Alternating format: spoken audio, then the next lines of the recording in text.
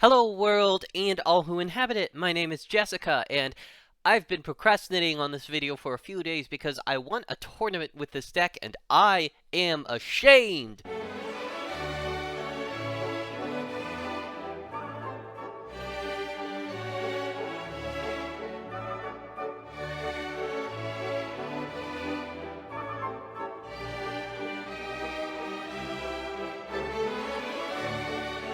I mean, how am I supposed to introduce this? I said last ban list that the biggest problems would be Sangan and Sinister Serpent and fucking Coelacanth. I spent the week labbing those decks and abandoned them all when I realized this is a solved format.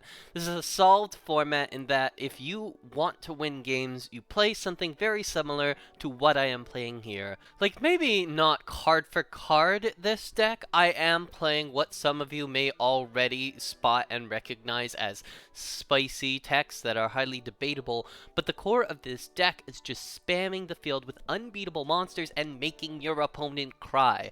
This deck won a tournament, and it wasn't super close. I ended game 1 with a 2-1 victory against Sophie, while massively misplaying and realizing that my inclusion of Stumbling was a mistake. Then I proceeded to not drop another game my next 3 matches. Truly, this was one of the weirdest tournaments I have ever participated in, by the way. 4 people dropped out, so the brackets were always going to be weird.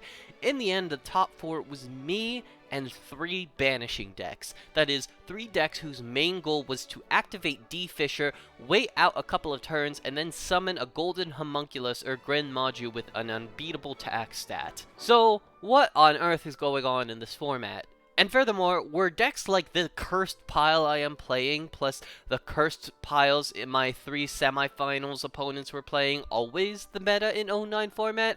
Did we just miss it this entire time? The answer requires us to analyze the ban list just a little bit, because while White Knight Dragon has always been busted, I actually think the changes served more to King Barbaros Ur's power level in this format than anything else, and largely this card is responsible for the finals looking the way it did. There just wasn't a huge amount of incentive to play Beast Machine King Barbaros Ur pre-ban list. Since your opponent could just win the game at any point by summoning Dark Strike Fighter, we weren't really incentivized to play a huge guy that couldn't deal any battle damage by himself. The games were too fast for that. Barbaros Ur was also self-evidently a bad matchup for Earthbound Immortal decks. But, in a post-banless world, yeah, this is pretty much the strongest card in the format. Nothing can get past him, and since the format has slowed down, you don't care about taking your time and waiting for your deck to produce a monster that can do battle damage while you're just locking down your opponent's field with this guy. The take your time element, plus the multiple dropouts, can most easily explain why the finals of this tourney looked the way they did. The most successful banishing decks did what they did by playing Barbaros Ur, drawing it early, and just leaving it on the field for their opponent to try to crack while they were doing their Banisher deck setup, and that was enough to beat decks that weren't this one. This one actually crushed both Banisher decks it played against, though, because Majestic Mech and Valafar looked at my opponent's attempt to conserve their life points and laughed, and I was ready with enough removal to deal with my opponent's Barbaros Urs. Usually when I do decks like this, I take the time to show you my duels, but I'm not going to do that here. These games were simply not fun. As much as I'm sure all of you would like to see my match 1 misplay where I summoned the world, flipped tails, and gave Sophie her threatening roar back 13 turns in a row while she tried to draw an out to my Barbaros Prime Material combo, I'm not going to do that. Instead, I'm going to do a quick deck profile so we can talk about the cards here in a little more detail. I'm going to briefly go over my ban list hot takes just in case you at home watching this happen to be, in charge of decisions like that. And then I'm going to take a quick second to go over some fun decks, just in case you at home happen to be in a situation where that information is helpful to you. Maybe you want to play some of these decks on a little show that gets about 30k views an episode. I'm being extremely smooth right now. Okay, here's the deck profile. Triple King Barbaros Ur. This thing is a 3800 normal summon, should never be allowed in the format again. Triple White Knight Dragon, I have similar feelings about. White Knight Dragon is a 3k body that is immune to half of the removal in the format. It's so fucking strong that Buster Blader is a main deck card now. We're playing 2 copies of Kawaki Miru Valafar, however you pronounce that. This card is very strong. It's a piercer, it's a 3k body, and it can't be destroyed by trap effects. Its only downside is that it does pop itself at the end of the turn. Majestic Mech Goryu does not pop itself at the end of the turn. It also pierces, and it has 2900 attack rather than 3k. We're playing our One of the World, and I never want to see this fucking card again in my entire life. Triple Despair from the Dark, because sometimes normal summoning monsters just isn't very good in this format because everybody is on triple bottomless. So sometimes it's better to just maintain board presence by setting a 3k defender, and this card's interaction with card destruction is still funny. Of course, we're playing our 1 Buster Blader and our 1 of Tyler the Great Warrior. We're playing 2 copies of Prime Material Dragon. Did not max out on this just because it has kind of a low attack stat for this format, but still incredibly powerful to combo off with other monsters. Speaking of things that are strong to combo with other monsters, Big Tusked Mammoth. Of all the things that I attempted to do with this deck that were not just play the strongest monsters in the format, of all the spicy techs I spicy teched, Big Tusked Mammoth was probably the most successful. The idea being that junior format has this problem where if your opponent goes second and starts off with MST plus a big monster, most of the time they're just going to take the lead right then and there, and there's not a whole lot you can do about it. Big Tusked Mammoth is here because I expected to see OTKs constantly, and while that didn't necessarily end up being the situation, it still got some work done by keeping my opponent's monsters at bay. It's a very neat little card in this format. More one-ups down here, Gores, Storm Shooter, and Jinzo, and then we move on to spell cards, which is triple removal spell, Dark Hole, Lightning Vortex, and Fissure, along with Premature Burial, and the worst card in this deck, Stumbling. I was playing Stumbling because I expected the hardest game that I was going to be played to be like mirror matches, like decks that looked very similar to this while I was playing Stumbling, but in reality, I didn't play any mirror matches. I didn't really have that much trouble, except for the one game I lost because I activated Stumbling and kept my own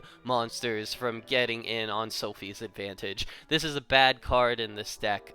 This is a good card to play against this deck, probably, but it's not good in this deck. We've got our 2 copies of Mystical Space Typhoon and 1 Giant Trunade. Decided not to play my Heavy Storm in main because I'm playing some continuous stuff like Royal Decree and Stumbling. That may also be a suspect choice. Moving on to the trap cards, we've got Triple Bottomless, Double Torrential Tribute, Double Mirror Force. I went on the fucking show and said this card was bad, and then RJ and MBT conspired a situation to make this card good by limiting Gadgetron Dragon and leaving White Knight Dragon at 3 copies. 2 copies of Threatening Roar. This card is overwhelmingly a main deck card in this format. It's one of the only things that stops everything in my lineup.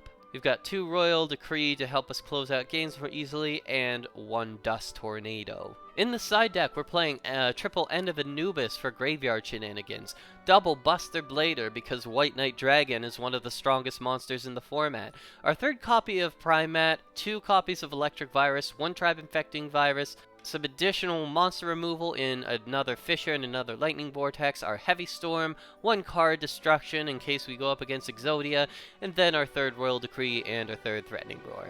So based on how that tournament went, here are some changes you can make to the ban list that I think would be very, very cool. Wait, this is the wrong Barbaros. Ban Beast Machine King Barbaros Ur. Ban White Knight Dragon. Limit Kyaku Miru Valafar.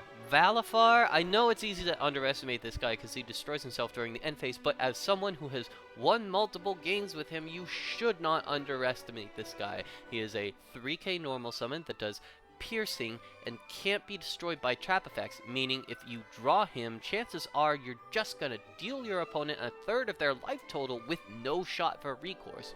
I do think he's a pretty good limit because of that self-destruction effect, though. Limit, Dimensional Fissure. So, first of all, Banisher deck isn't very fun to play against. They really just need to stall it out until they get their Banish pile up to snuff, and if they can't do that, it goes down very, very quickly. But maybe more of a problem, Dimensional Fissure is one of the premier ways Bungus decks can shut down interesting decks. Synchro decks that use the graveyard in any capacity can just lose the game completely to this card. With that in mind, I guess you can also limit Macrocosmos, though that one is more vulnerable on account of it being a trap card. There are probably more, but those are just like my must-hits based on how this tournament went. We're getting to the end of the video now, so let me take a second and show you some other decks that people in the format have been playing. General Riposte has a discard-focused deck that plays triple Sinister Serpent, triple Card Destruction, triple Mirage of Nightmare, and other discarding-focused cards to get that advantage back, like Red Ogre, Endymion the Master Magician, Lightning Vortex, Back to Square One, Phoenix Wing Windblast, and Raigeki Break. Watch out for the White Knight Dragons, though. Aslion has this absolutely hilarious deck that is based off of fairies, and most specifically, Neo Parshath the Sky Paladin.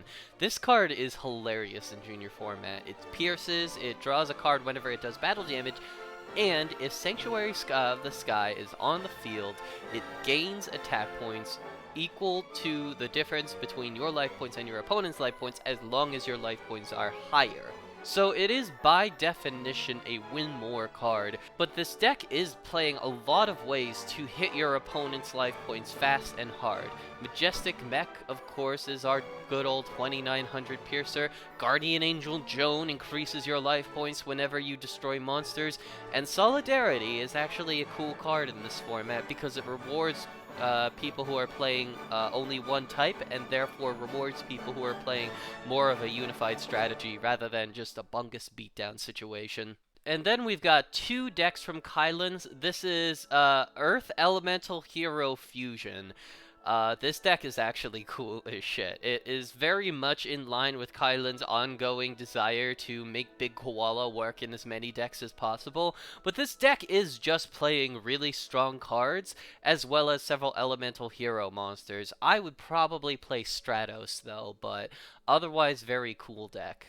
And finally, we've got Kylan's on another deck. This is Masked Sorcerer Synchro. Kylan's has been on this kind of deck for a little while that maxes out on Masked Sorcerer and the Parshath monsters, and then aims to clear the opponent's field to get in with as much damage as possible, and then gain additional advantage off of those cards getting their effects off. This one is combining X-Saber Arabellum because it has a similar effect to all these guys, and has a nice synchro deck to go with it. And that should pretty much do it. I feel as though I have done everything within my power to make this format about as bearable as it possibly can be, and now I'm gonna go take a shower.